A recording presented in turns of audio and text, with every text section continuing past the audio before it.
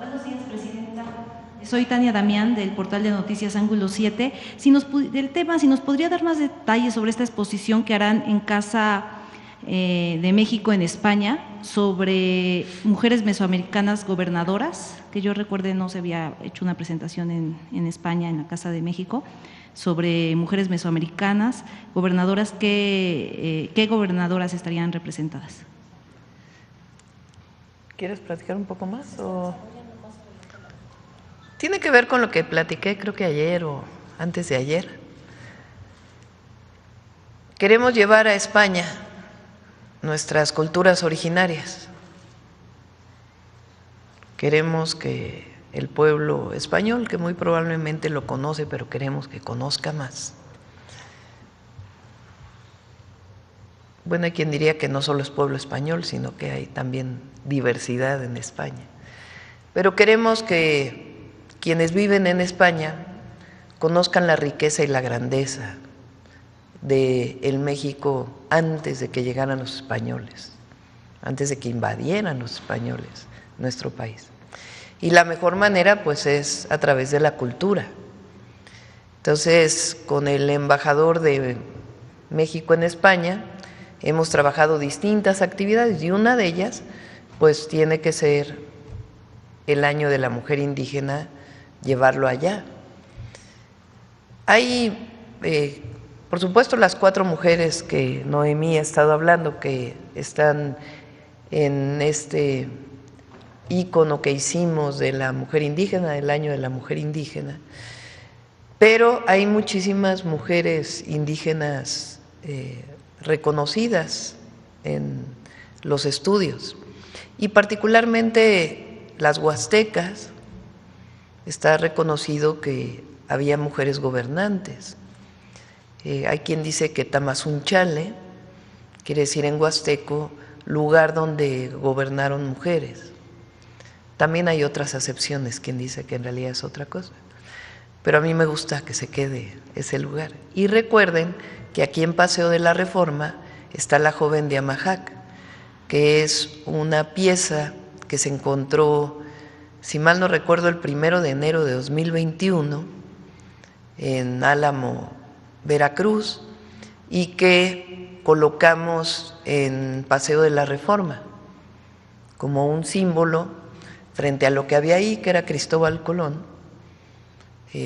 Hoy está pues una imagen que colocaron colectivos de mujeres, pero también está la joven de Amajac, que es la reivindicación pues de nuestras raíces. Entonces eso lo queremos llevar a España. ¿Es un mensaje para España? Porque se va a hacer en septiembre, no sé qué días se va a abrir esta exposición, y por el tema que sucedió con Sí, tiene que ver con eso, claro que sí. El perdón que en su momento pidió el presidente Andrés Manuel López Obrador del Estado español a los pueblos originarios, nosotros lo reivindicamos y continuamos solicitándolo. Y una manera de mostrar la grandeza de las culturas que vivieron aquí, de las civilizaciones que ocuparon nuestro territorio y que siguen presentes hasta nuestros días, pues es llevar ese conocimiento a España. Gracias, presidenta. Y bueno, otra pregunta. En enero la Profepa clausuró a la siderúrgica Ternium, ubicada en San Miguel Xostla, en Puebla, muy cerca de San Martín Texmelucan, por descargas de sus aguas residuales sin permiso. Pues a ver qué información tiene al respecto. La empresa argumentó en ese momento que carecía del permiso por un retraso en la regularización, por un retraso de la Conagua. Saber si tienen ubicadas otras empresas contaminantes del río Atoyac, por ejemplo, pues del sector textil, sector automotriz, cuántas son y cómo se está trabajando en ese tema de combatir la contaminación del río Atoyac. Recuerden que son 3 ríos, que son el saneamiento de 3 ríos que nombramos como prioritarios, que es el Lerma Santiago, el río Tula y Atoyac. Y lo que ha estado haciendo la Semarnat junto con Conagua, los estados y los municipios es hacer un recorrido por todo el cauce de los ríos para conocer las fuentes de contaminación. Y algunas de las fuentes pues son de empresas que están tirando sus descargas sin tratamiento. hay una norma oficial mexicana, que es la NOM 001, que dice cuál es la calidad del agua que debe venir de las descargas que van a cuerpos de agua, y no estaba cumpliendo. Entonces, ¿cómo puede ponerse en orden la empresa? Pues que trate las aguas y que cumpla con la norma. Esta y otras empresas que están revisando a lo largo del cauce. Entonces, es muy importante que todos cumplan. En el caso de los municipios, pues lo que se está haciendo es apoyando con recursos económicos y técnicos para que se hagan drenajes marginales u otros esquemas que eviten que haya contaminación de aguas negras a los cauces del río. En el caso de las empresas o algunas otras descargas, pues lo que se está pidiendo es que estén en orden. Y preguntarle, esta semana un instituto que se llama IGABIM dio a conocer que Puebla es el lugar 9 con más robo de combustible o huachicol. No subió realmente, se mantuvo en el tema de robo de combustible, y en gas LP Puebla es uno de los primeros lugares, pero sí bajó, digamos, en 2024 con respecto a 2023. Sin embargo, ¿cómo está combatiendo este delito? Porque no solo Puebla es un estado afectado, estamos hablando Hidalgo, Jalisco, Tamaulipas, Guanajuato, en este delito de huachicol y robo de gas LP. Como sabemos, bajó mucho el robo de combustible en el periodo del presidente López Obrador. Ahora lo que estamos haciendo son varias acciones. Lo primero es que va a haber cambios regulatorios para que haya una sola institución que le dé seguimiento y trazabilidad a los combustibles, unos los que se importan, es decir, un combustible que viene de Estados Unidos, por ejemplo, o que viene en barco, a quién se lo venden, de ahí cómo se vende a las estaciones de servicio o gasolineras, es decir, toda la trazabilidad. Ahora en la normatividad unos se encargan de una cosa, otros se encargan de otra cosa, o otra institución se encarga de otra, y ahora queremos que una sola institución pueda darle seguimiento y haga la obligatoriedad de informar la trazabilidad del combustible que se importa, o ya sea por Pemex o por entidades privadas. Recuerden que en México está permitido la importación de combustible a través de un permiso de la Secretaría de Energía. Entonces, esa es una de las partes. Y a partir de ahí, pues toda la vigilancia y supervisión. Además de un modelo especial que también estamos desarrollando, adicional a lo que ya existía para el robo de combustible que se pueda dar en algún ducto. Entonces, son los dos esquemas de trabajo, ya prácticamente están listos. En las leyes de reforma energética que se presentaron ahí ya viene esa parte, y nos va a ayudar mucho. ¿Qué institución sería la que solo le daría seguimiento? Es la Secretaría de Energía. Otra parte la tiene el SAT, por supuesto, que tiene que tener su trazabilidad en términos de impuestos, pero sería la Secretaría de Energía. Y finalmente, presidente, rapidísimo, hay jubilados del IMSS que reciben menos del salario mínimo, porque cada año, en este caso, solo actualizan lo de la inflación. Entonces, como el salario mínimo desde el 2019, que ha aumentado un 18%, pasó de 84 a 238, no recuerdo, los jubilados que ya tienen varios años, jubilados del IMSS, pues han ido perdiendo, digamos, ese poder adquisitivo.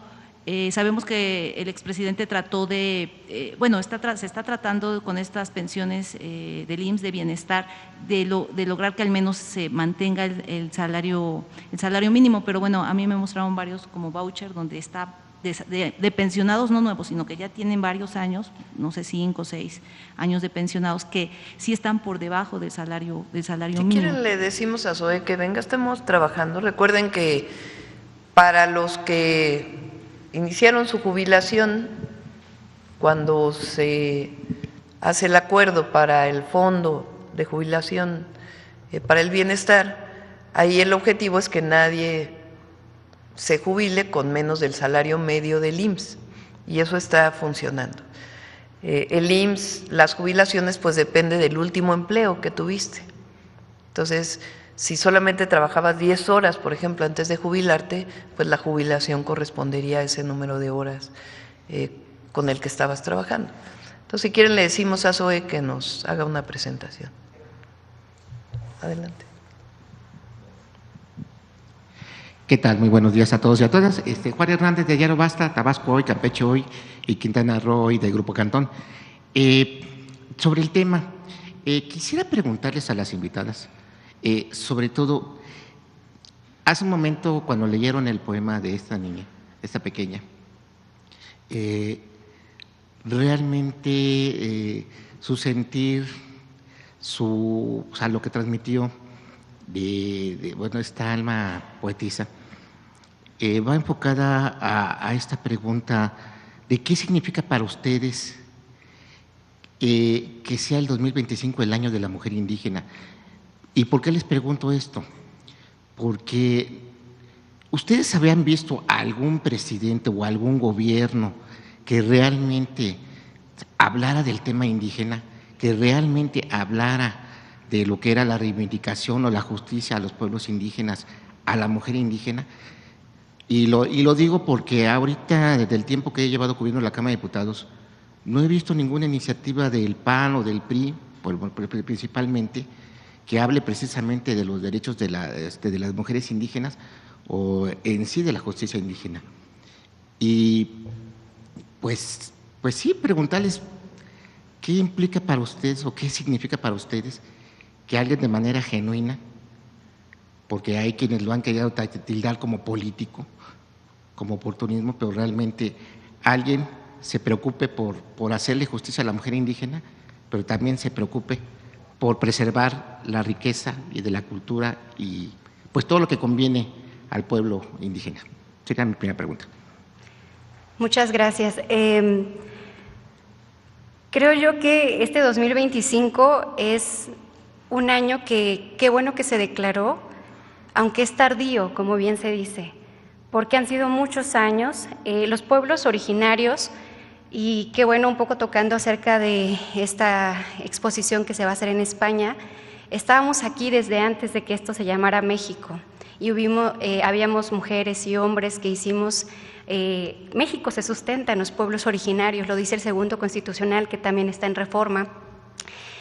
Y pienso yo que muchas mujeres, cuando este año se declara como año de la mujer indígena, pensamos que es un incentivo para seguir luchando por cuestiones que ya se venían trabajando. La defensa de la lengua está ligada a la defensa del territorio también, a la defensa de la memoria, a la defensa de la cocina, a la defensa pues de la persona misma.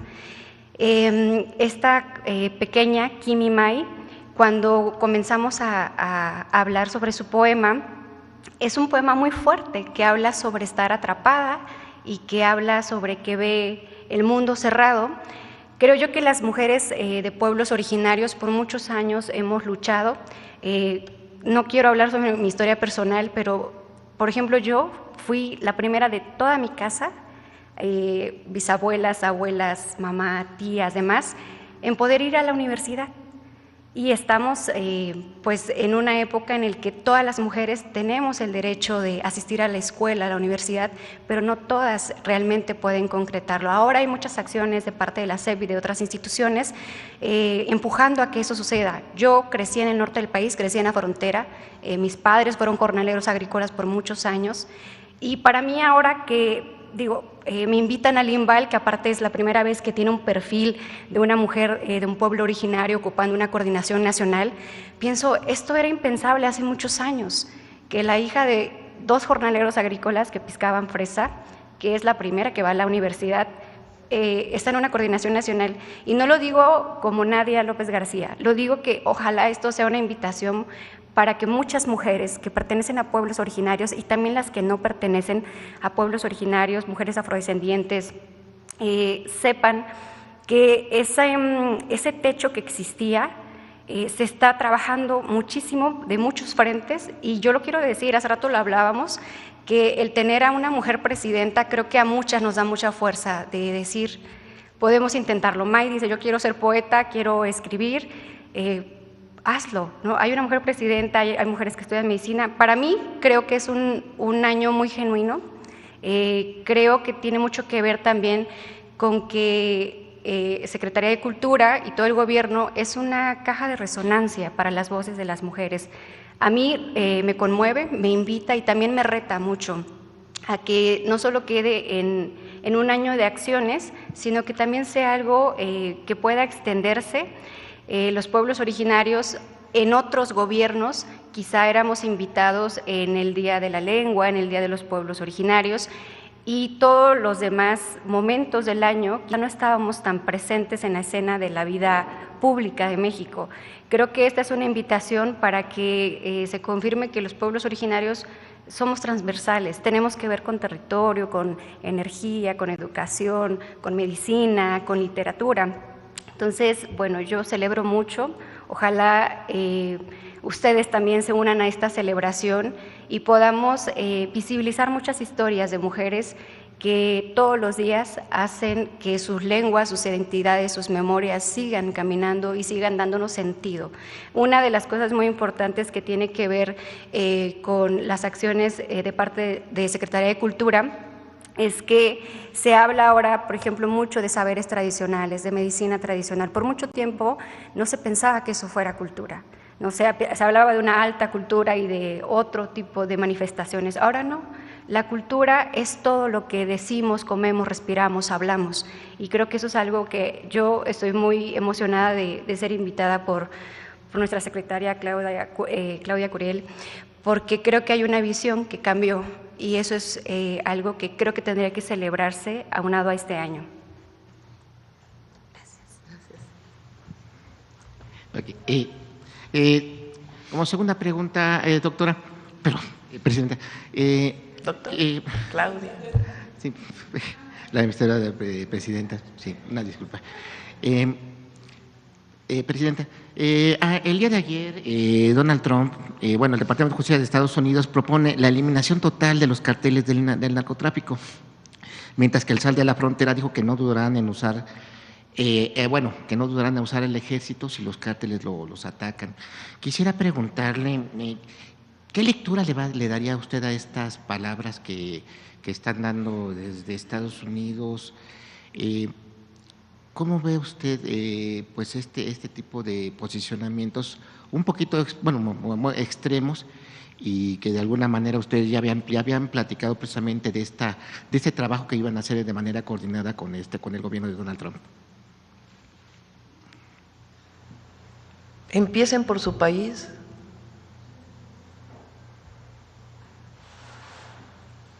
Nosotros, claro que vamos a coordinarnos, a colaborar, pero como lo dije el 5 de febrero, nunca subordinación ni injerencismo, es coordinación. ¿Hay un riesgo de injerencismo? Segundo, ellos tienen mucho que hacer en Estados Unidos. ¿Cómo es que llegue el fentanilo o cualquier otra droga? Que no está bien que pase ilegalmente y nosotros hacemos nuestro trabajo en nuestro país. Pero ¿cómo es que llega? ¿Qué pasa después de la frontera? ¿Quién opera la distribución de la droga? ¿Quién vende la droga en las ciudades de Estados Unidos que han provocado tanta tragedia? ¿Dónde va el dinero de la venta de esa droga en Estados Unidos? ¿Cómo es que hay armas en México de uso exclusivo del ejército de Estados Unidos? ¿Quién las vendió? ¿Cómo llegaron a nuestro país? Entonces hay una parte importante que ellos tienen que hacer en su propio país. ¿Cuál es la distribución final en las calles de las ciudades? Entonces, ¿o qué no hay cárteles allá? ¿O delincuencia organizada allá? Entonces, colaboramos, coordinamos, nos reunimos, trabajamos juntos, pero siempre vamos a defender la soberanía. Entonces, hay una parte muy importante que ellos tienen que hacer allá, muy importante. Y luego el decreto del Departamento de Justicia o de la Fiscalía, no sé qué es, de la Fiscalía creo, ¿no? pues no se entiende muy bien, ¿no? Es un decreto general No, con menciones, pero ¿en qué se va a traducir? Pues hay que esperar a ver qué es lo que plantean, en qué se va a traducir. ¿No existiría el riesgo de que esto fuera como un pretexto de injerencismo, de que otra vez como agencias como la DEA se quiera aquí meter, bueno, que ha intentado por diversas formas Todos los agentes de alguna agencia de Estados Unidos requieren un permiso de México para estar en México. Y eso se trabaja con el Gabinete de Seguridad y tiene que haber coordinación, colaboración, información conjunta. Eso pasa en cualquier país del mundo. Entonces eso sigue, pues, es parte del proceso de coordinación. Entonces nos coordinamos, colaboramos. Pero también, como lo dije en el video, como lo dije el 5 de febrero, como llevo mucho tiempo diciéndolo, que actúen también en su propio país. Y bueno, sobre otro tema, quisiera preguntarle su opinión referente que el día de ayer destituyeron al fiscal de Morelos. Ah, sí. Felicito a los diputados y diputadas, porque miren que el fiscal estuvo ahí buscando que no votaran, pero es muy importante. Les voy a recordar el caso, vamos a recordarlo. A ver si tienen por ahí el video de cuando fui jefa de gobierno. Debe estar por ahí en mis redes sociales. A ver si lo encuentran. Se tardó mucho para que se hiciera esta destitución. Pues no querían, cambió el Congreso en Morelos. El Congreso anterior no… Lo protegía mucho. Pues sí, lo protegía. No. De hecho, también el Poder Judicial también lo cuidó bastante. Sí, tiene amparos. A ver si lo encuentran. ¿Ya?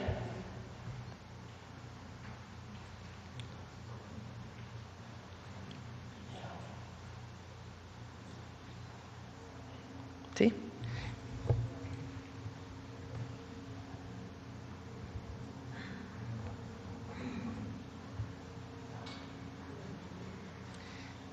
De hecho,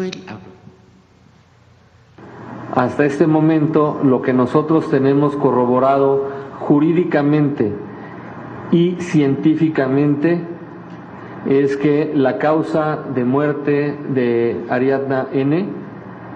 es por una grave intoxicación alcohólica y una consecuente broncoaspiración. No encontramos en ella huellas de violencia. Técnicamente, forensemente, hasta este punto, la necropsia no es coincidente con un feminicidio. A petición y con el consentimiento de la familia de Ariadna, solicitamos la realización de una nueva necropsia. Esta necropsia estableció que el cuerpo de la joven presentaba diversas lesiones por golpes, por lo que se determinó que el motivo del fallecimiento fue un trauma múltiple que se clasifica de mortal. Iniciamos una amplia investigación que ha incluido diversas entrevistas, análisis de imágenes en video de cámaras públicas y privadas, dictámenes periciales, así como diversos trabajos de gabinete y campo, lo que nos ha permitido obtener datos de prueba sólidos y contundentes para establecer la posible participación de al menos 2 personas en el feminicidio de la joven Ariadna. Bueno, entre otros, pueden buscarlos ahí. Entre otras múltiples, ¿qué podemos decir? Atropellos a la justicia. De hecho, a del Morelos fiscal. Se le estaba mencionando que muchos de los casos de feminicidio los estaban catalogando como suicidios. Entonces, particular este caso, que ya no quisiera mencionar el nombre para no revictimizar. El fiscal de Morelos es un caso de una joven que se reporta como desaparecida en la Ciudad de México y se encuentra su cuerpo en Morelos. ya había una carpeta de investigación por desaparición en la Ciudad de México, en la Fiscalía de la Ciudad de México.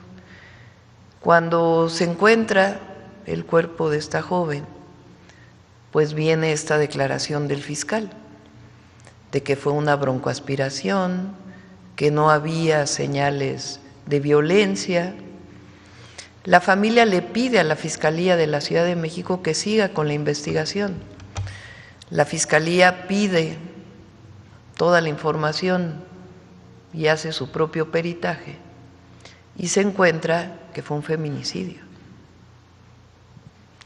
De ahí la fiscal hoy, la fiscal general de justicia de la ciudad, hoy consejera jurídica del Gobierno de México, de manera muy valiente, hace una denuncia contra el fiscal de Morelos.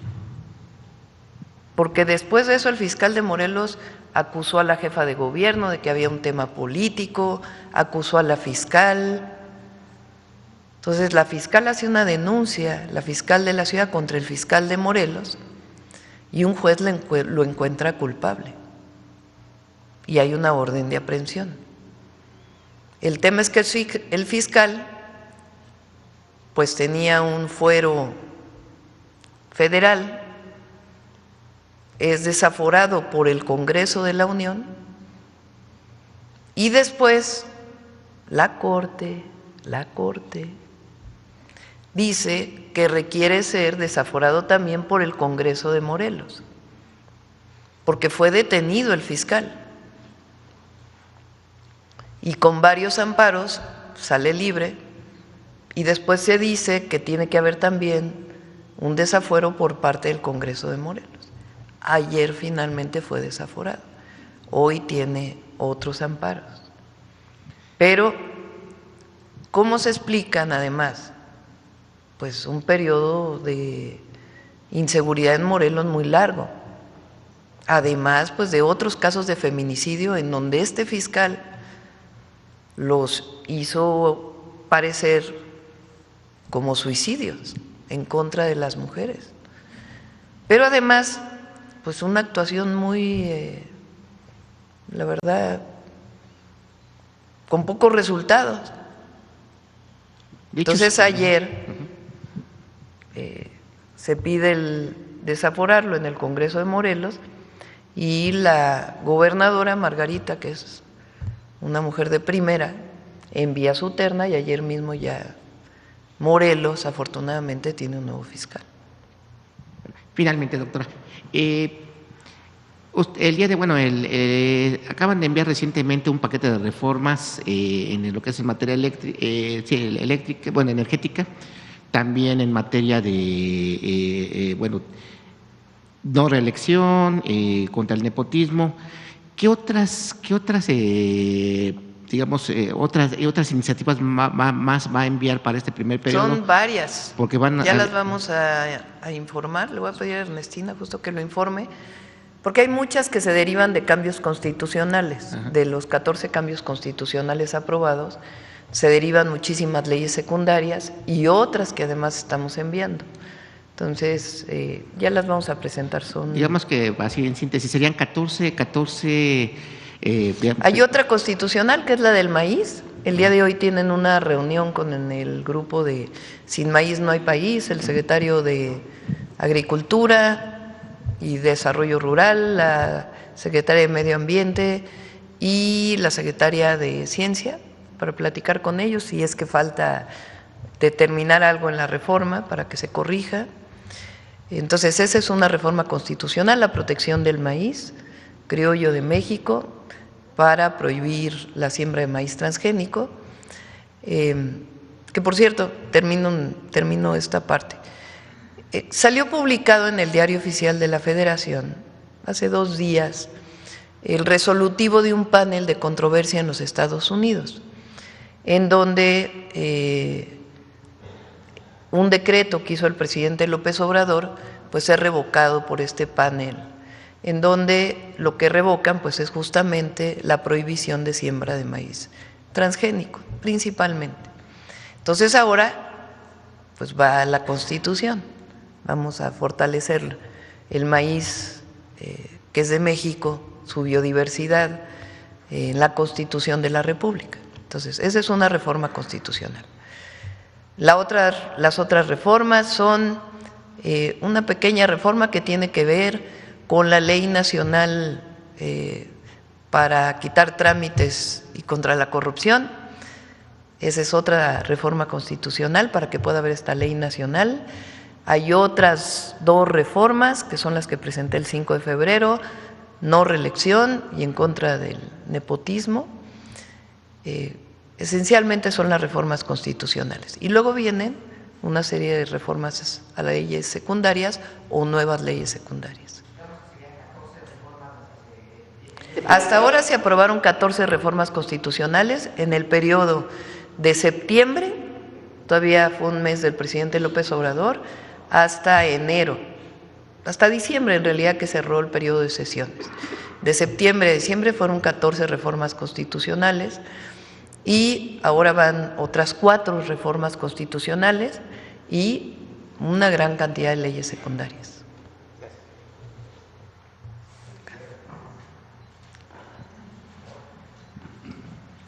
Gracias, presidenta. Claudia Sheinbaum, buenos días. Soy Aisa García de Telesur. Me gustaría comenzar preguntándole por un tema del Seguro Social. Justamente una cifra muy alentadora que salió publicada recientemente dice que al 31 de enero de este año el salario base de cotización escaló a la cifra histórica de 617.5 pesos, lo que representa un incremento anual del 7.7%.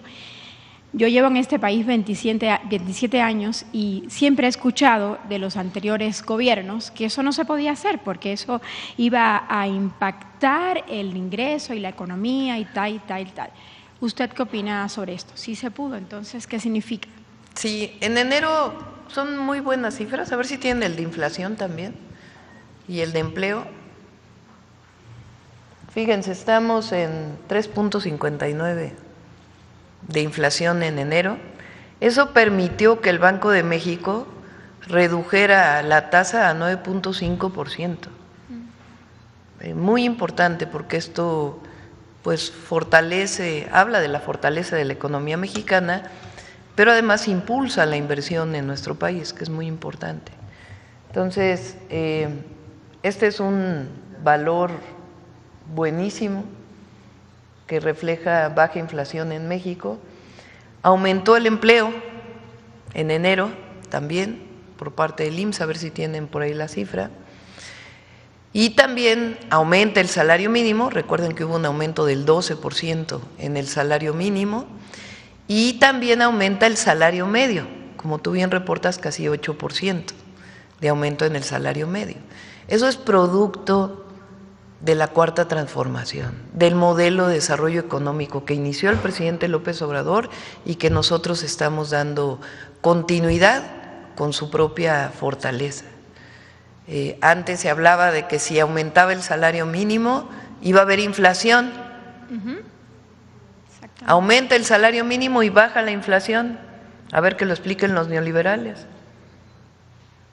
Antes se decía que si aumentaba el salario mínimo, impulsaba el salario medio y entonces nadie iba a querer invertir en México porque pues lo que había que ofrecer solamente era salarios de hambre o mano de obra barata, como decían. Y ahora ha aumentado el salario, hay más empleo formal y hay más inversión y hay menos inflación. Es decir, hay resultados macroeconómicos, no solamente disminución de la pobreza, de la desigualdad, sino muy buenos resultados macroeconómicos. Somos el país que hoy tiene menos desempleo. Entonces, por supuesto que la transformación da resultados, la honestidad y la transformación dan resultados. Aprovecho también para decir, porque hay, con todo respeto leí uno de los tantos artículos que hay en contra de lo que decimos, con todo respeto para Sergio Sarmiento, que dice que el desarrollo de los semiconductores no se va a dar por un decreto de la presidenta, por una orden de arriba. y que solamente muy pocos países en el mundo tienen desarrollo en semiconductores. Los científicos mexicanos, las científicas mexicanas, que además me da mucho orgullo porque yo estudié física y aquí había 2 doctoras en física ayer, son de primera y tienen todo el potencial para desarrollar proyectos científicos de primer nivel.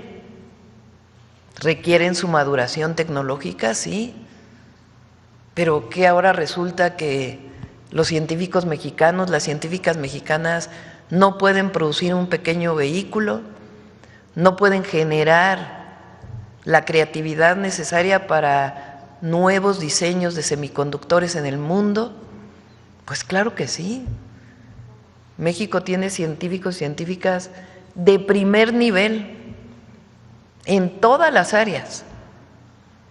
Entonces, lo que hay que hacer nada más es impulsar, dar los recursos necesarios para que todavía se potencie más y que ese desarrollo científico y tecnológico se vincule también con el sector productivo de nuestro país, que permita un desarrollo nacional, que es justamente parte de lo que llamamos el Plan México. Entonces, sí hay una visión que tiene que ver también con lo que presentamos hoy. Durante años los gobernantes mexicanos se sentían avergonzados de ser mexicanos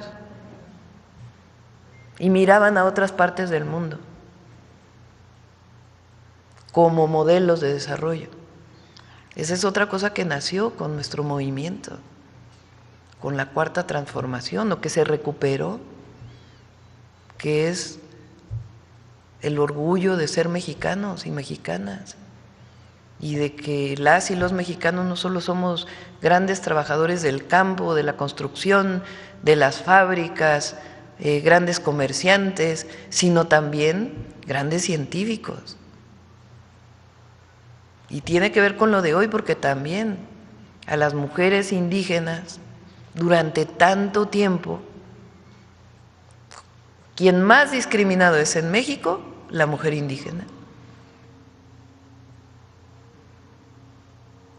Entonces, es la reivindicación, igualdad, eso viene desde la primera Constitución, desde los sentimientos de la nación, y la primera Constitución de Apatzingán, la de la América Mexicana, que todos los hombres y mujeres, no decía mujeres entonces, ahora lo decimos, somos iguales ante la ley, y que todos merecemos respeto y reconocimiento.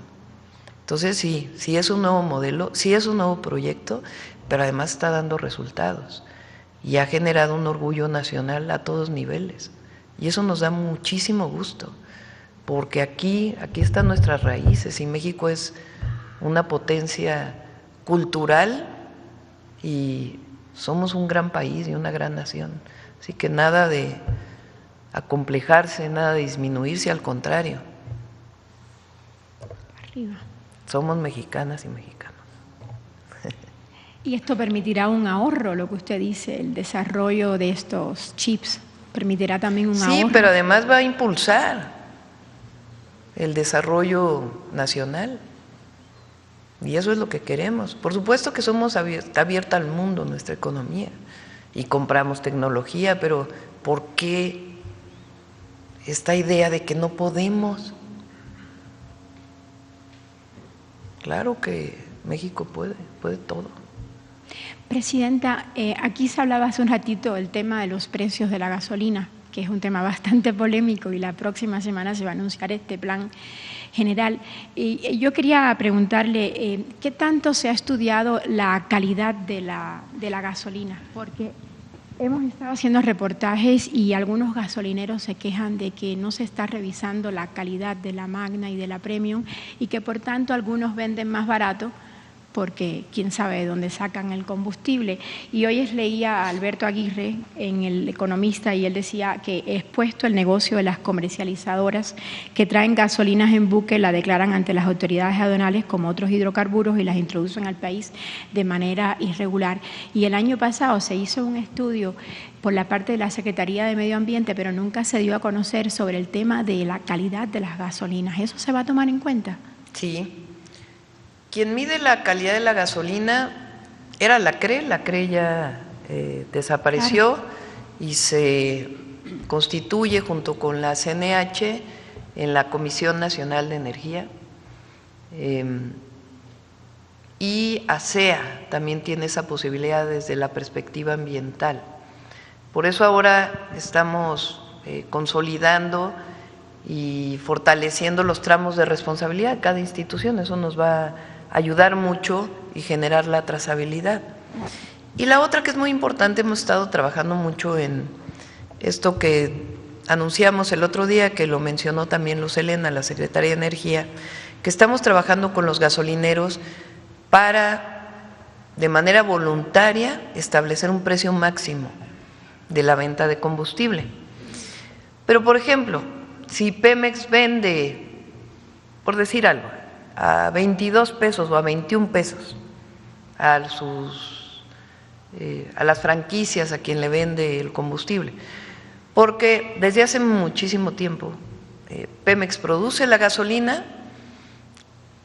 la distribuye, y las gasolineras que dicen Pemex en realidad son empresas privadas que son franquicias de Pemex. Esa es la manera en que se opera. Entonces, si Pemex vende la gasolina en una terminal en 22 pesos ya con los impuestos y se vende en la gasolinera en 26, pues evidentemente el franquiciatario o la franquicia está sacando demasiado por litro. Ah, pero ¿qué tal si lo vende a 19? Algo está extraño, ¿no? Si el precio del combustible que viene importado o que viene de Pemex tiene un precio de 22 y lo venden a 19, pues algo extraño está ocurriendo ahí. Entonces ahí también están trabajando Profeco, ASEA, la Secretaría de Energía, y esto nos va a dar pues mucha información. Gracias, Presidenta. Ayer la Cancillería de México hizo un comunicado muy importante, bueno, desde mi punto de vista, y habló de que México se está preparando para esta próxima audiencia del 4 de marzo ante la Suprema Corte de Justicia de Estados Unidos por todas las demandas que hay contra la venta de armas. Y bueno, desde 2021 México ha presentado 2 demandas, luego en el 2022 presentó otra, una en Tucson, Arizona, y la primera en Boston, Massachusetts. Son demandas contra fabricantes y vendedores de armas en Estados Unidos, un tema del que usted hablaba hace unos instantes. Y bueno, recientemente la Agencia de Alcohol, Tabaco, Armas y Fuego y Explosivos de Estados Unidos, que fue uno de los que patrocinó la campaña de Donald Trump, publicó que se estima que anualmente se trafican ilegalmente hacia México alrededor de 200,000 armas provenientes de Estados Unidos. Usted hablaba hace unos días en su comunicado de un 74%. Esto, decía el comunicado de la Cancillería, que es propiciado por las prácticas comerciales negligentes de fabricantes y vendedores, quienes comercian sus productos aun cuando tienen conocimiento de que terminarán en manos del crimen organizado aquí en México. Usted dijo el lunes, cuando nos anunció todo el resultado positivo de su reunión con Donald Trump, que Donald Trump y Estados Unidos se comprometió a trabajar para evitar el tráfico de armas, pero él no lo mencionó en su comunicado. ¿Usted nos puede ampliar un poquito más de a qué se comprometió en realidad? Porque esta agencia pagó su campaña y él ha estado a favor de la venta de armas. Le mencioné en la llamada este tema. Él lo conocía poco, realmente.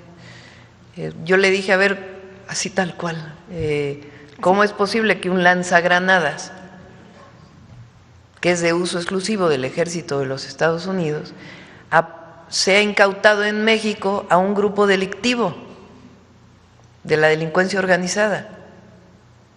Algo, durante la época de Calderón, creo que estaba Obama en la presidencia de Estados Unidos, hicieron el Rápido y Furioso. Claro.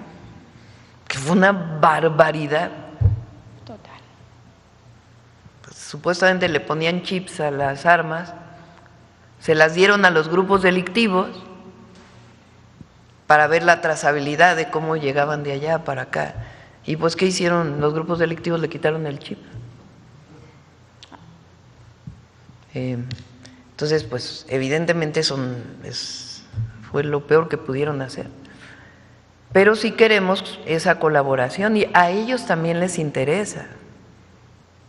Entonces, hay distribuidoras, hay ferias de armas, por ahí hay un tuit que yo vi, por ahí, a ver si lo encuentran, del número de distribuidoras de armas en la frontera, en Estados Unidos, salió de un investigador o de un reportero, no sé. Phoenix, Tucson. No es impresionante. Texas, California. Pero, o sea, son dos tipos, ¿no? Uno son las distribuidoras, las ferias que se hacen, Las armerías, en donde se compran, digamos, las que son de uso comercial. Y la otra son las de uso, o sea, las que no se venden, pues. las que no se venden en un Walmart de Estados Unidos. Las que no se venden en un Walmart, en una feria, que también resulta que aparecen aquí. Por eso nosotros, y a ellos les debe interesar mucho, no es un asunto de que, ay, a ver, tú me dices que el fentanilo y yo te digo que las armas. No es eso. Es que ambos estamos de acuerdo en que tenemos que combatir la violencia, el tráfico de drogas y el tráfico de armas. Entonces, ¿cómo hacemos para que ambos trabajemos conjuntamente, ellos en su territorio, nosotros en el nuestro, compartiendo información, colaborando dentro del marco de colaboración conjunta y de las soberanías y pues de la historia también de colaboración que ha habido en México en el marco de respeto y de confianza que en todo caso tendría que haber? Son 4 principios que, por ejemplo, tienen las Fuerzas Armadas en la colaboración con las Fuerzas Armadas con Estados Unidos, en donde uno de ellos es la soberanía, la responsabilidad compartida, la confianza mutua. Entonces, en ese marco, pues tenemos que colaborar. Pero miren, esto sale en, no sé de quién es, a ver si… Omar García Ponce. Lo vi yo en las redes. Impresionante. Texas, California, Phoenix. Entonces, ellos tienen pues su derecho, más allá de que uno esté de acuerdo o no, de legislar en su propio país, de determinar la venta o no de armas en su propio país. Eso le corresponde a las y los estadounidenses. Lo que tenemos que colaborar y coordinarnos es para que esas armas pues no lleguen ilegalmente a México. Es que en el comunicado de él, después que salió el suyo, él lo publicó después, él habla de la seguridad en la frontera, que pidió esos 10,000. Sí, no lo menciono, pero sí fue parte habló de la fentanilo, conversación. de los migrantes, pero este tema que es tan importante para México y que usted todo el tiempo lo está señalando, de eso no habló. Sí, pero estuvo en la conversación y estoy segura que va a ser parte de las pláticas y de la colaboración y coordinación conjunta. Una última pregunta, Presidenta. Uno de los decretos del presidente Trump… pero termino sí, la pregunta. Perdón. Recuerden que hay 2 denuncias que fue el canciller Marcelo Ebrard, cuando era canciller, que se presentaron contra… Boston y Tucson. Uno es contra las distribuidoras y otro es contra los fabricantes. Una tiene, digamos, ha tenido más entrada en los juzgados de Estados Unidos y es una de ellas la que va a la Corte. Muchas gracias. Hay un tema que me gustaría preguntarle y es tema internacional de uno de los decretos de Donald Trump y es contra Cuba, la reinclusión en la famosa lista de supuestos países patrocinadores del terrorismo.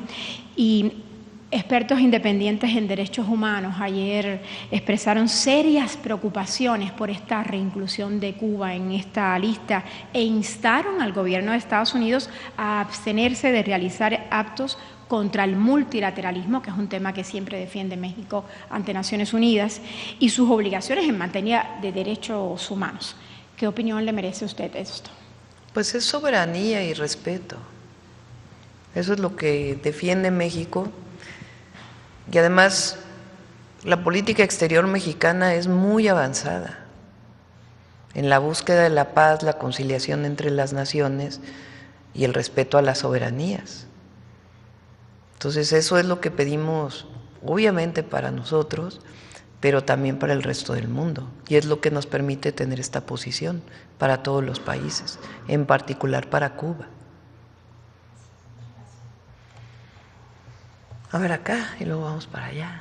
Sonora está desde Muchas ayer. Gracias, Presidenta. Mariana Madrid, de Albavisión. Primero, sobre el tema que nos presentaban de las actividades de este año, además de la de España y de la exposición que tienen en Coahuila y en el festival en Tijuana, ¿habrá alguna manera de que todas estas actividades se lleven a otros estados, que no solo se queden aquí, que se puedan acercar precisamente a las comunidades? Sí.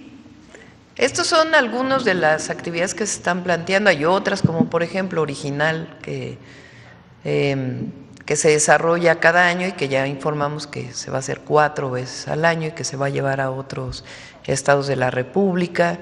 Entonces, además de lo que ya se había anunciado, son todas estas festivales, presentaciones, cine, producciones, pues muy diversa la actividad de este año. Gracias. En otro tema, ayer la Secretaría de Gobernación actualizó las cifras de los mexicanos deportados del 20 de enero a la fecha, poquito más de 8,000, pero preguntarle cuántos deportados de otras nacionalidades han llegado y si ya se han podido regresar a sus países de origen. Y bueno, aunado, esta semana la gobernadora de Morelos hizo una declaración de que los migrantes sí estaban llegando encadenados. Entonces, ¿qué información tiene usted sobre eso? Porque ya nos había comentado en días pasados que a México no estaban llegando en esas condiciones. Sí, le pedí a la Secretaría de Gobernación que hablara con Margarita para ver exactamente a qué se refería y lo están revisando. Recuerden que nosotros siempre que lo hemos dicho, que llega alguna persona de Estados Unidos deportada, siempre hay una entrevista, en caso de que ellos quieran, por supuesto, para ver si hubo alguna violación a los derechos humanos y se ponen todas las quejas correspondientes. Son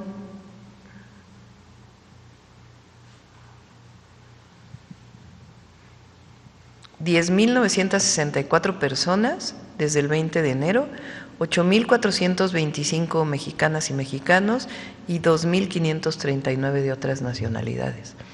Han salido vuelos de México hacia Honduras, ayer salió un vuelo, también van en transporte terrestre, es voluntario, recuerden, siempre es voluntario, si así lo quieren, les acompañamos para que puedan ir a sus países de origen. Y en otro tema, esta semana se publicó en el periódico oficial de Nayarit un decreto que prohíbe la interpretación o reproducción en eventos públicos de los corridos tumbados o los narcocorridos. En Tepic, ¿no? Ya usted en el pasado pues se ha manifestado en contra de las letras de estas canciones, pues si en algún momento esta medida se podría aplicar a nivel nacional, ¿no? El gobierno de Nayarit decía que… no estoy de acuerdo en prohibir.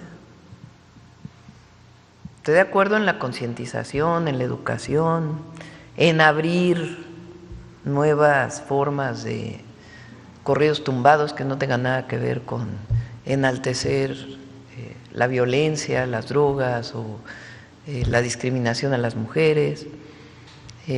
Y más bien es la conciencia. Es muy difícil a una actividad musical prohibirla. Entonces, más bien en Durango estamos con el festival, no sé cuándo se va a hacer. Ya vamos a anunciar pronto.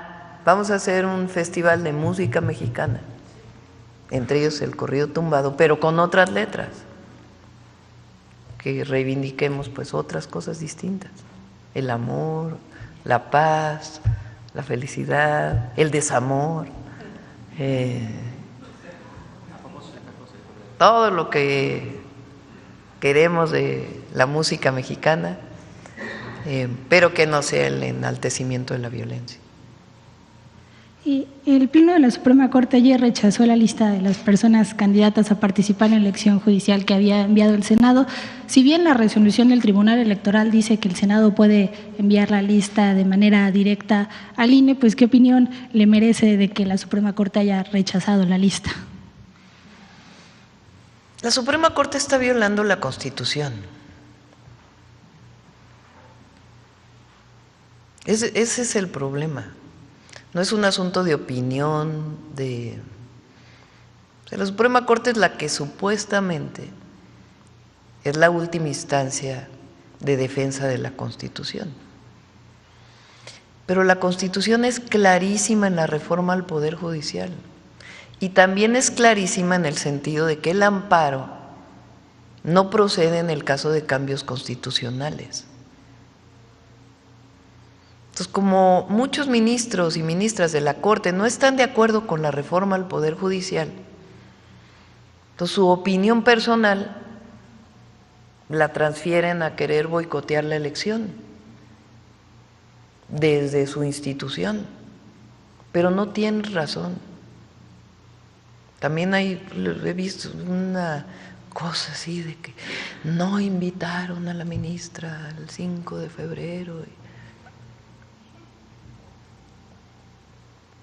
Nosotros respetamos la división de poderes, pero lo que no puede ser es que haya una corte que viola la Constitución.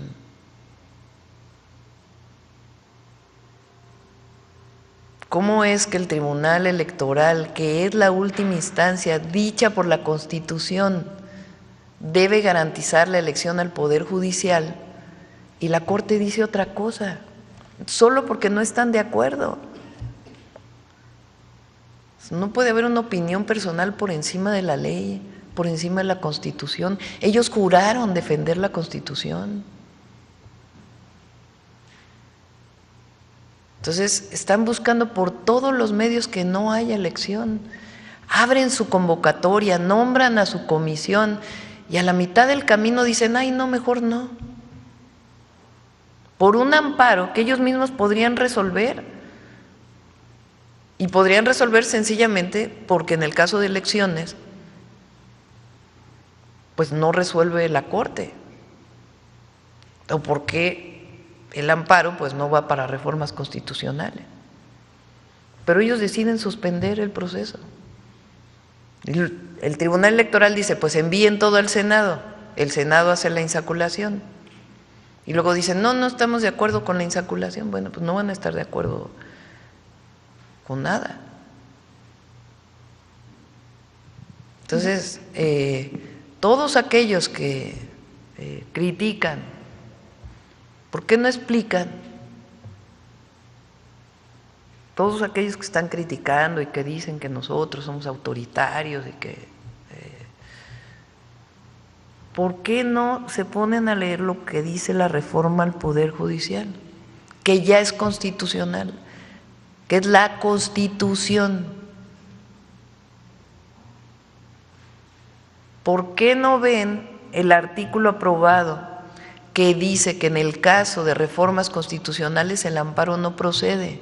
Que ya estaba en la ley y después pasó a la Constitución. ¿Por qué no lo leen?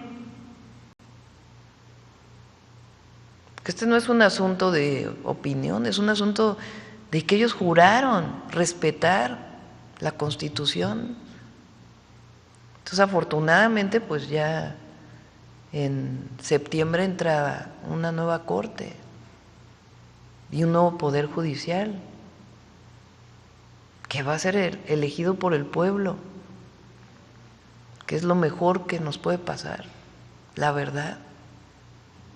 Todavía tienen muchísimos temas, muchísimos. ¿Por qué le dan un amparo en estos días al fiscal de Morelos?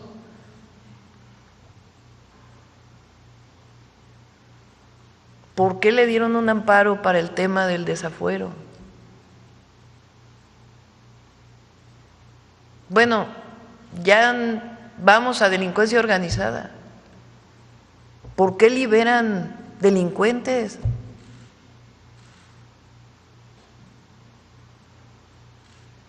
Entonces van a decir, no, es que la fiscalía no tenía bien hecha su carpeta. Pero en los hechos, ¿dónde está el Poder Judicial en México defendiendo la Constitución? Y defendiendo a las y a los mexicanos. Entonces, la elección al Poder Judicial se va a hacer, y se va a hacer porque el Tribunal así lo determinó, electoral, y el Instituto Nacional Electoral. Y ya finalmente, ayer la plataforma StreamCharts dijo que en enero usted se convirtió en la streamer más vista en México. Por aquí. Entonces, bueno, también recordar las últimas encuestas que han salido que le dan la aprobación de más del 70%. Entonces, ¿considera que su estrategia para comunicar ha sido la correcta, que ha podido llegar más fácil a la ciudadanía, que estos números pues no son solo producto de las decisiones de gobierno, sino también de una nueva forma en la que usted se está comunicando con los mexicanos? Tiene que ver con lo que defiende nuestro gobierno, con la consecuencia en lo que pensamos y en lo que hacemos, con la defensa de nuestro pueblo, con la defensa de nuestra nación, con no decir una cosa y hacer otra cosa, con la honestidad. Y los resultados, pues, los vamos a ir dando poco a poco. Entonces yo agradecerles, la verdad, a quien nos escucha, a quien nos ve en las mañanas, en la mañanera del pueblo, y quien sigue las redes sociales. Y la verdad, pues agradecer y decir que no vamos a traicionar nunca. Gracias. A ver, vamos acá a la esquina. Después vamos para acá. Sí, buenos días, presidenta. Demián Duarte, de Sonora Power. Mire, bueno, tengo toda la semana tratando de dialogar con usted y en particular con el tema de lo que ocurrió el lunes y luego pues el encuentro que se sostuvo aquí en el Salón Guillermo Prieto el martes, que vinieron la comunidad de negocios. Mire, de parte de los empresarios sonorenses se me ha pedido que le ofrezca pues un reconocimiento por el gran trabajo que ha hecho. Mire, normalmente, bueno, con el expresidente López Obrador hablábamos mucho de béisbol. En Sonora hablamos mucho de béisbol. Me dicen que es como si usted hubiera tomado pues en la 9ª entrada el juego perdido y hubiera sacado de jonrón, bueno, y anotado 4 carreras, ¿no? En lo que es un gran slam. Sirva la metáfora para decirle que mañana juega México la final de la Serie del Caribe. Entonces sí, hay que toda la suerte, el apoyo, el cariño, las buenas vibras para México. Claro. Entonces, el comentario de parte del empresariado de Sonora y de, obviamente, pues todos los sonorenses es bravo, presidenta, la verdad es que usted ha hecho un gran trabajo, ha sacado la casta y ha demostrado, bueno, que México puede salir adelante ante cualquier adversidad, ante cualquier reto que se nos presente. Entonces, un reconocimiento realmente de parte de los sonorenses. Fíjese que yo estuve la semana pasada en mi tierra. La última vez que dialogamos hablamos del tema que se presentó aquí ayer, el asunto de semiconductores, y hablábamos de la necesidad de avanzar rápidamente en varios aspectos. Evidentemente el anuncio que se hace ayer del proyecto Cutzari pues es muy importante. Nosotros estamos muy complacidos, por cierto, presidenta, de que se considere a Sonora como parte de este asunto.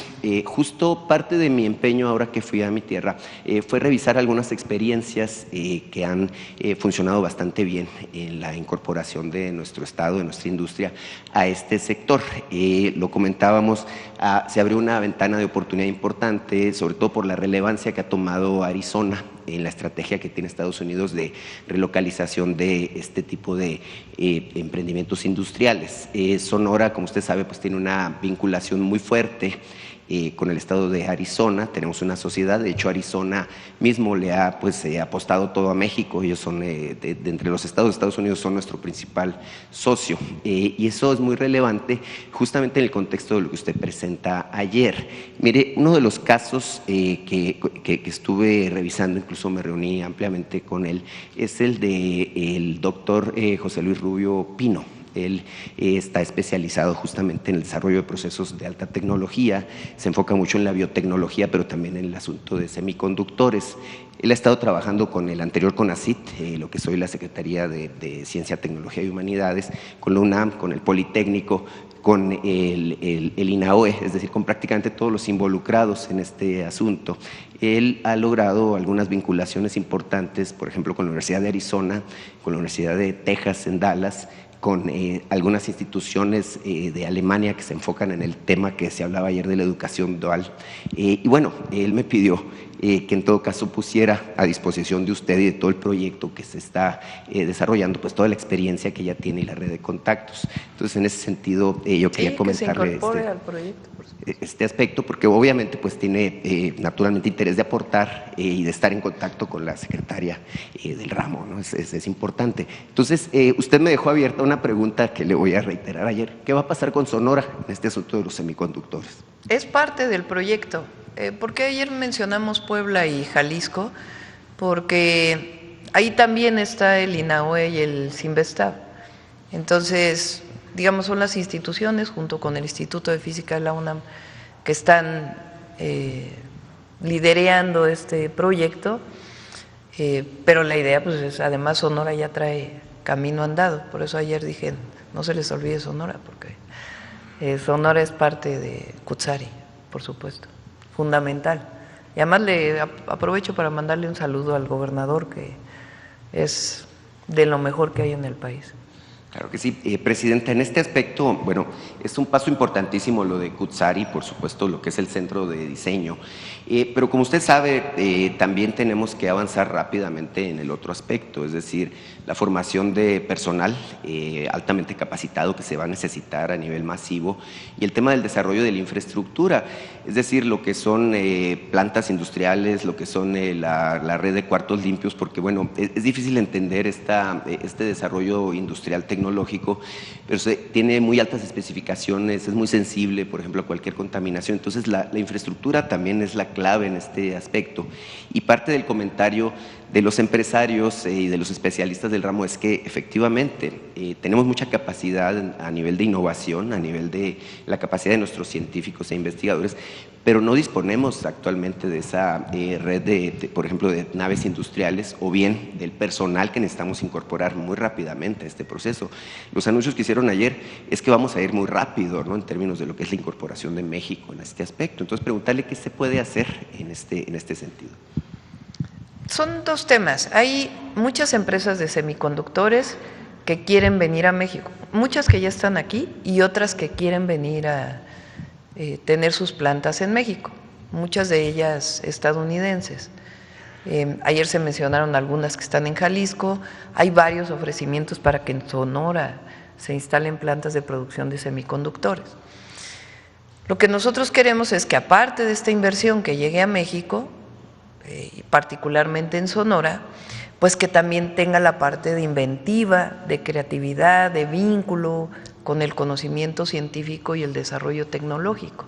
Y por eso es el centro que presentamos el día de ayer, de desarrollo de semiconductores, de diseño.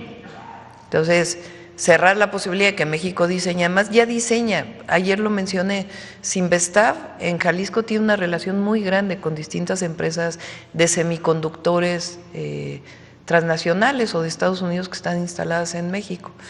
El Cinvestav Puebla también tiene mucho vínculo. La idea es que esto también en Sonora tenga este vínculo, además de la inversión que está llegando. Esa es una. Y la otra es que haya plantas de producción con la empresa privada nacional en nuestro país. A lo mejor no son los microscópicos que se plantearon el día de ayer, de 12 nanómetros, un poco más, sino de 400, que tienen un montón de aplicaciones. Entonces, no nos estamos cerrando a nada, al contrario, impulsar todas las áreas de desarrollo de semiconductores en el país. Sí, cómo no, en este aspecto, como usted sabe, es importante dar pasos muy firmes, ¿no? Y no dar pasos hacia atrás o no equivocarse, porque evidentemente la ventana de oportunidad está abierta por poco tiempo. Estados Unidos nos está jalando en este momento a esta idea y también por eso es que respiramos muy aliviados, ¿no?, a partir de este anuncio que se da de que se ponen en pausa, ojalá para siempre, como usted dice, pues esta amenaza, ¿no?, de la posibilidad de aranceles. Es muy importante. Mire, presidente, en otro tema, en el periodo de transición le presenté yo una situación que creo que es importante retomar. Estuvo el martes Zoe Robledo aquí presentando los avances en términos de lo que son las clínicas, hospitales que tienen que ver con el esquema del IMSS. El antiguo Hospital General del Estado, que es el Hospital Eduardo Ramos Bours, se dejó en desuso cuando en Sonora pasamos a tener el nuevo hospital de especialidades que está en Hermosillo. El gobernador Durazo tuvo la iniciativa plantear que este hospital se pudiera convertir en un hospital escuela. En el periodo de transición yo le presentaba esta situación y le sugería que usted pudiera ser madrina de un proyecto de educación médica en este sentido. Bueno, el tema es que entre las cosas que se presentaron es que esto que estamos hablando es una realidad. Se han invertido 400 millones de pesos en la rehabilitación del antiguo Hospital General. Se va a incorporar en el esquema del IMSS, creo que va a ser la Clínica 15 en Hermosillo, pero además va a tener la característica de que va a ser un hospital universitario, donde se va a formar a especialistas médicos. Entonces, comentarle esto y reiterarle, ¿no?, la petición de que usted impulse, bueno, personalmente este proyecto, que es bien importante para la consolidación de los especialistas médicos, no solamente en Sonora, sino para incorporarlos a todo el país. No sé qué le parece esta propuesta. Sí, ahí vamos. Estamos con varios temas con el gobernador. Repito, además de que tenemos una buena amistad, considero que es una persona de primera y un gobernador excepcional, y pues vamos a seguir trabajando en este y en otros temas. Sí, cómo no. Mire, ahorita hablaba de asuntos relacionados con el Poder Judicial. Usted presentó justamente el miércoles en Querétaro pues una serie de propuestas de reforma constitucional. Una que ha llamado mucho la atención es contra el nepotismo. Bueno, es una práctica nefasta el nepotismo, que como sabemos lamentablemente está muy extendida, no solamente a nivel de lo que son los puestos de elección popular, sino pues prácticamente en todos los aspectos de la vida en México. Bueno, otra práctica que también es muy mala es el asunto del influyentismo. Mire, le quiero yo hacer eco de una denuncia que ya se hizo aquí sobre un tema de tráfico de influencias que se da en la zona de La Laguna, particularmente en Torreón. Se trata de una estrategia que ha mantenido en prisión a un empresario de nombre Arturo Gómez Lara, que es competidor de los empresarios Isa Tafish, que son los propietarios del grupo Simsa. En este caso se trata de una situación en donde está documentado que el juez Gerardo Alfonso Zavala de la Peña ha operado con estrategias jurídicas para mantener en prisión a esta persona de la que hablo durante ya 15 meses. Es prisión preventiva, no se ha procedido a integrar el expediente, incluso se le ha sugerido que se ponga mejor a negociar con los empresarios con los que tiene pues la controversia. El caso es que pues no se ha dado ni siquiera fecha para iniciar el juicio. Y en este caso, bueno, pues la pregunta que se le hace, Presidenta, es básicamente ¿qué opina sobre este tema, ¿no?, del tráfico de influencias, de frenar los expedientes judiciales, de mantener a personas que son presuntamente o no responsables de una situación en prisión? Evidentemente la justicia pues es un asunto que es importante, pero también tiene que ser expedita en términos de lo que es la aplicación de la ley. Bueno, sobre el caso que ahí está Adriana para poderlo revisar,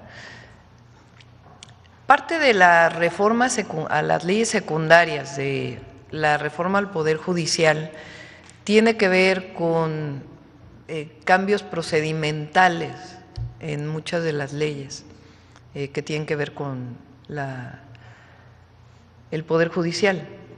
Esas leyes vienen también ahora a sus cambios. Por ejemplo, en la Constitución establece que en el caso de juicios mercantiles tienen que ser resueltos en 6 meses. Pero para que eso ocurra, pues tenemos que cambiar las leyes secundarias, porque si no, pues todos los procedimientos que están asociados a un amparo o algún otro tema, pues son muy distintos en las leyes secundarias de lo que establece la Constitución. Entonces tienen que cambiarse todas las leyes secundarias.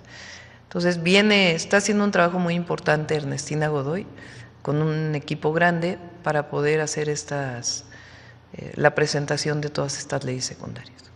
Bueno, vamos acá y con esto cerramos. Por cierto, no quiero dejar de decirlo por la pregunta. Hay una ley que está en el Senado que tiene que ver con, no recuerdo cómo le llaman, que tiene que ver con que una institución de crédito obligue a un empleador a descontarle a los trabajadores el crédito en la vía nómina. Nosotros no estamos de acuerdo con eso, que quede claro, no estamos de acuerdo. El salario del trabajador es el salario del trabajador. Entonces, Yo espero que no la apruebe el Senado de la República y si la llegara a aprobar la vamos a vetar. Pues nosotros no estamos de acuerdo. El salario de los trabajadores es intocable. Hay otras formas en que las instituciones de crédito pueden hacer su trabajo para que se paguen los créditos, pero no a través del descuento de nómina obligatorio. Eso no estamos de acuerdo con eso. Ahí para cualquiera del Senado que quisiera aprobarla, tienen todo el derecho, ¿verdad? Los senadores son independientes, pero nosotros no, la vetaríamos si llegara a aprobarse. Muchas gracias, Presidenta. Buenos días. Yaret Arcinega, de Revista Fortuna. Presidenta, sobre el tema y como parte de esta reforma que reivindica los derechos de los pueblos originarios, preguntarle, ¿se está cumpliendo la obligación de los municipios de destinar por lo menos el 10% de los recursos del Fondo de Aportación de la Infraestructura Social a las comunidades y pueblos indígenas y afromexicanos? Sí, se va a cumplir. Fue uno de los acuerdos de la reunión con los presidentes municipales y los gobernadores que tuvimos recientemente. Están firmados, aparte de que viene en la ley el presupuesto de egresos de la Federación, ya están firmados los convenios. Entonces, por primera vez va a haber un presupuesto, aunque sea pequeño, para todas las comunidades indígenas, que va a ser entregado a la Asamblea. Entonces, en la Asamblea la comunidad va a tomar la decisión, son alrededor de 13,000 comunidades. Hay una fórmula que se estableció, que está establecida a partir de una línea base, la población, el grado de necesidad económica, no me gusta usar la palabra marginación, pero el grado de necesidad económica, digamos, de pobreza del municipio, de la localidad, esencialmente. Entonces, todos van a recibir este año un presupuesto y la Asamblea va a nombrar a su comité y va a decidir la Asamblea en qué se usa y la administración de los recursos es a partir del comité que ellos elijan. Muchas gracias, Presidenta. En otro tema, ahora que su gobierno envió al Senado de la República las iniciativas de 8 nuevas leyes secundarias para implementar la reforma constitucional en materia energética de octubre de 2024, para el sector eléctrico, se estaría presentando una distorsión que podría afectar a la Comisión Federal de Electricidad. En Revista Fortuna tuvimos acceso a información que indica que, a pesar de la contrarreforma a los cambios constitucionales de 2013, gran parte de la operación del mercado mayorista de electricidad podría permanecer intacta para fijar los precios a los grandes consumidores con grandes niveles de demanda.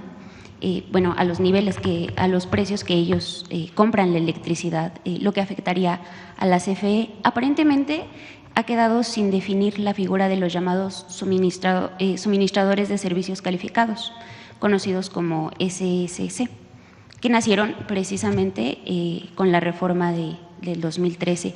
¿No debería de transparentarse la operación de estos intermediarios que revenden la electricidad bajo contratos personalizados, Presidenta? Si quieren que venga Luz Helena y Emilia para explicarlo bien, se norma, se regula. Digamos, no se cierra, se garantiza que el 54% o más de la energía eléctrica que se genere en el país sea por la empresa pública, por Comisión Federal de Electricidad. Eso es algo nuevo, porque antes era considerado monopolio que la entidad pública generara más. Un absurdo. Entonces, ya el 28 constitucional dice, en el caso de las empresas públicas del Estado, no son monopolios. Entonces, la entidad reguladora, como antes la COFESE, no puede decir esto es un monopolio. No, porque en el caso de empresa pública no se puede considerar monopolio. En el caso de la parte del mercado eléctrico que se sostiene, está perfectamente regulado. Y ahí donde quiera haber inversión privada, que son los 6,200 megawatts que se presentaron, principalmente de fuentes renovables de energía, también queda muy normado. Entonces, no hay riesgo, pero ya los detalles, si quieren que Luz Helena los pueda presentar.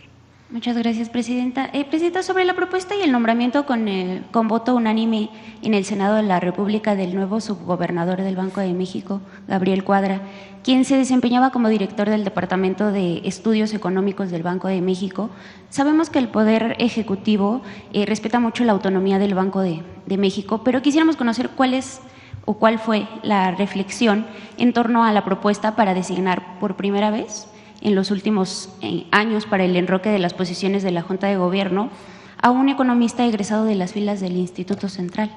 Cuando el exgobernador del Banco de México, Alejandro Díaz de León, no fue ratificado, se consideró que se perdía parte de la memoria histórica del Banco de México.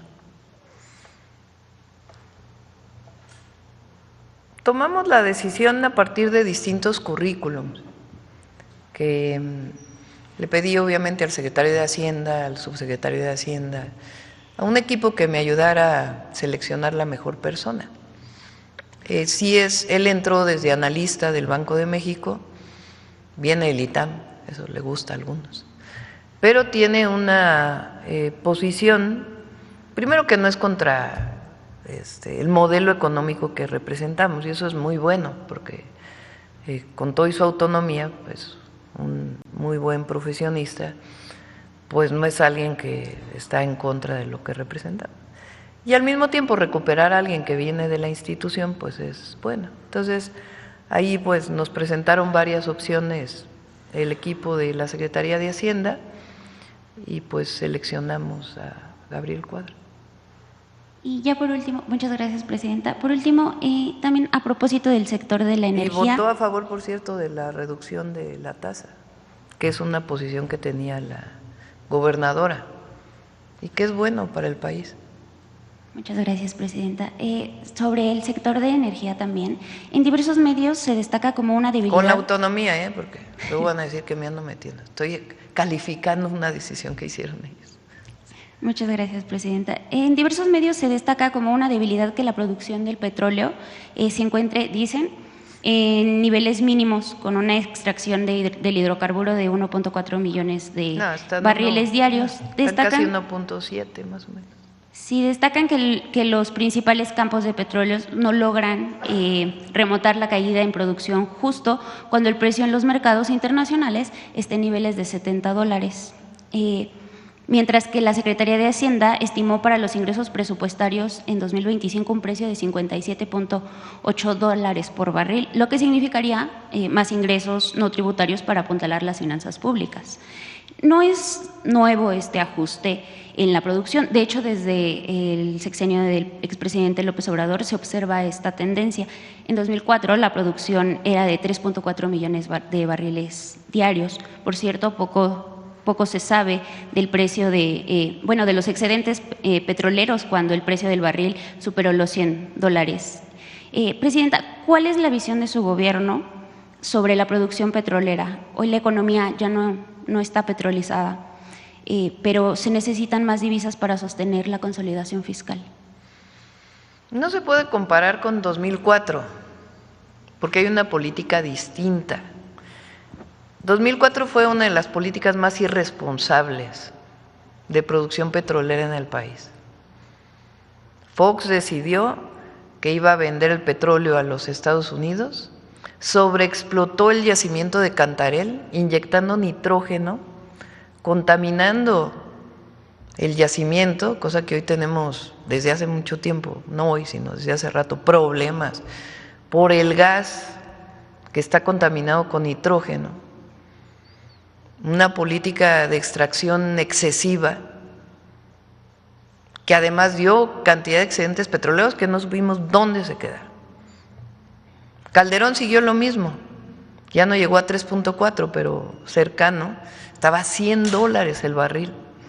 Por eso siempre pregunto, ¿de qué se acuerdan que hizo Calderón? ¿Alguna obra pública así, pero excepcional? Con la cantidad de excedentes petroleros que tuvieron. Una política muy irresponsable de sobreexplotación de un yacimiento que le dio muchísima riqueza al país y que por sobreexplotar, por la forma en que sobreexplotaron, se lo acabaron muy rápido, no permitiendo que petróleo que todavía pudiera estar produciendo a la fecha pudiera haberse mantenido por mucho más tiempo, ¿no? Porque cuando un yacimiento lo sobreexplotas, hay una parte del petróleo que después ya no, es mucho más difícil y costoso extraerlo. Entonces no podemos comparar con 2004. El presidente López Obrador planteó un límite de producción de 1.8 millones de barriles diarios, que es el mismo límite que nosotros estamos planteando. Llegó casi a 1.8 millones de barriles diarios en el sexenio del presidente López Obrador. Hoy está como en 1.7 más o menos, por algunos. En el petróleo no es que hagas un pozo y te está dando, sino que hay que estar perforando para mantener la producción. Entonces, hay una estrategia para llegar al 1.8 millones de barriles. ¿Cuál es el objetivo? Que la mayor parte de esa producción, si no es que toda, sea para la producción de gasolinas y diésel en nuestro país, a través de las refinerías.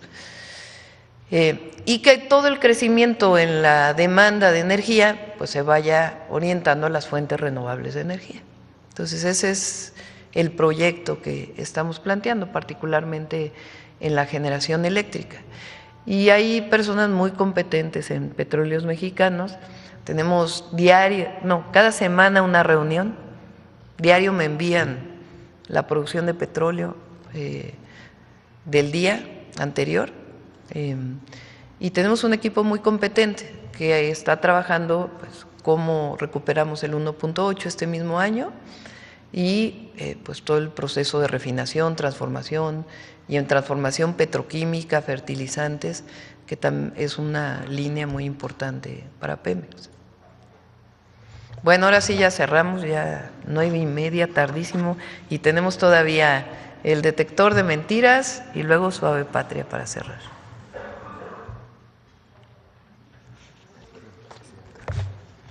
Con su permiso, Presidenta, buenos días a todas y todos. En un esfuerzo por generar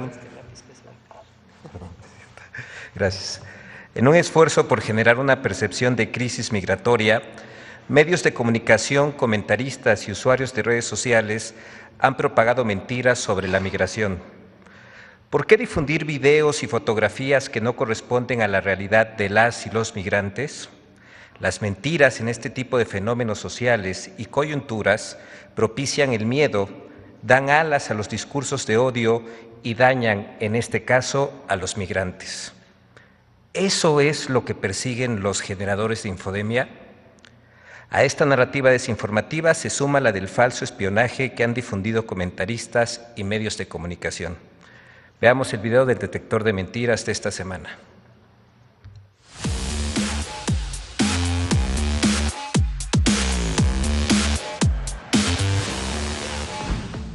Noticias falsas que aseguraban que las oportunidades que siempre ha tenido la iniciativa privada en el mercado eléctrico son nuevas, sobrevuelos de aviones militares estadounidenses en territorio nacional y descalificaciones contra la elección judicial son algunas de las noticias falsas que el detector de mentiras localizó esta semana. 1. Las leyes secundarias del sector eléctrico abren la puerta a la inversión privada. ¡Mentira! El sector privado ya participaba en el sector eléctrico nacional. La reforma energética y sus leyes secundarias garantizan la prevalencia de la CFE y Pemex sobre las empresas privadas. En el caso del sector eléctrico, las leyes secundarias mantienen la participación privada en un 46% del mercado eléctrico con reglas que la ordenan y la transparentan en 6 esquemas: generación distribuida, autoconsumo aislado, autoconsumo intercomunicado, producción de largo plazo, inversión mixta y generador para el mercado eléctrico. 2. Aeronave estadounidense sobrevoló el Golfo de California en territorio mexicano soberano. Hoy causó polémica que un avión espía de los Estados Unidos sobrevoló el Golfo de California, entre Sinaloa y Baja California. Es información importante, es un avión espía que se encuentra cerca de las costas mexicanas realizando alguna tarea. No sabemos y no tenemos claridad de lo que puede estar sucediendo. ¡Mentira! La Secretaría de la Defensa Nacional aclaró que la detección de un avión de la Fuerza Aérea de Estados Unidos ocurrió a 83 kilómetros al sureste de Cabo San Lucas, Baja California Sur, fuera del espacio aéreo mexicano, sobre aguas internacionales. 3. Carreteras a México congestionadas por las deportaciones masivas en Estados Unidos. ¡Mentira! El video que circula en redes sociales corresponde al 21 de diciembre en el contexto de las fiestas decembrinas de 2024 y fue grabado casi un mes antes del inicio de las deportaciones de migrantes en Estados Unidos. 4. Vehículos militares estadounidenses patrullando la frontera entre México y Estados Unidos. ¡Mentira! El video, que cuenta con casi 1 millón de reproducciones en la red social X, fue generado con inteligencia artificial. 5. Los nuevos miembros del Poder Judicial fueron elegidos en una tómbola. ¡Mentira! El proceso de insaculación está previsto en el artículo 96 de la Constitución como método para depurar el listado de los aspirantes mejor evaluados para contender en la elección judicial del 1 de junio de 2025. Además, la insaculación realizada en el Senado mexicano se realizó en acatamiento a una sentencia de la Sala Superior del Tribunal Electoral del Poder Judicial de la Federación.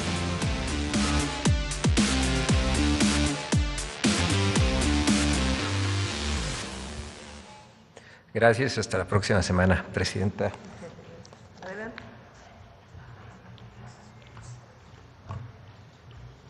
Con su permiso, Presidenta.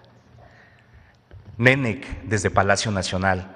Les acabo de saludar en una de nuestras lenguas originarias, que es el Tenec, y que se habla en el estado de San Luis Potosí. Nuestro México es un país con una diversidad importante en lengua y riqueza cultural. Y dentro de esta riqueza cultural se encuentra nuestra cocina tradicional, porque ¿quiénes de nosotros no tiene algún recuerdo cuando cocinamos o ayudamos haciendo algún manjar con la familia? Precisamente el cocinar es la esencia de poder compartir esos momentos con los seres más queridos. Esa mezcla de risas, esa pizca que nosotros le damos con el humor y también amasando los momentos más difíciles y duros que llegan a nuestra vida sin avisar. Hoy, Suave Patria rinde un tributo a esos momentos tan especiales donde nosotros vamos a poder hacer e imaginar como mexicanos el gran carisma que tenemos.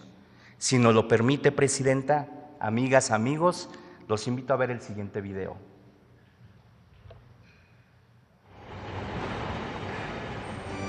En Guatemala se le llama chuchito, en los Andes humitas, en Venezuela hallaca y en Brasil pamoña.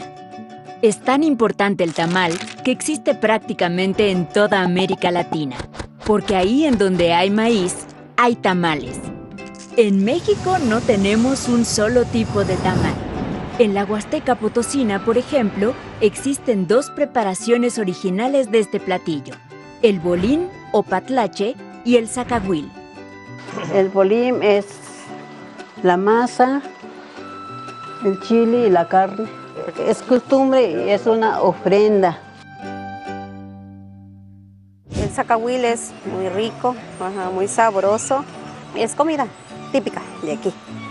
Los ingredientes principales pues es el maíz, ponerlo a cocer, molerlo, martajadito, ahora sí, quebradito el nixtamal, y con chile guajillo, cascabel, y a se disuelve, se prepara con carne de pollo o ya sea de puerco, ya se prepara y pues ya se envuelve con las hojas de papatla y se amarra y ya, se hace lo que es un tamal grandote.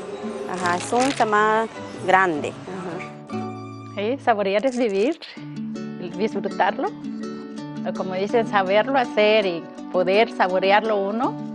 Como dicen, es hecho aquí, no lleva nada de químicos, nada, es puro natural, es más sabroso. En México somos hijos del maíz, herederos de una rica historia gastronómica que da sazón a nuestra suave patria. México está hecho con los mejores ingredientes de las y los mexicanos: el amor, el respeto, la unión, pero sobre todo el apoyo mutuo. Por eso jamás debemos olvidar que somos y seguiremos siendo el gran pueblo de México. Cacnamal. Muchas gracias. Gracias, presidenta. Hay que ir a comer tamales. Hasta luego.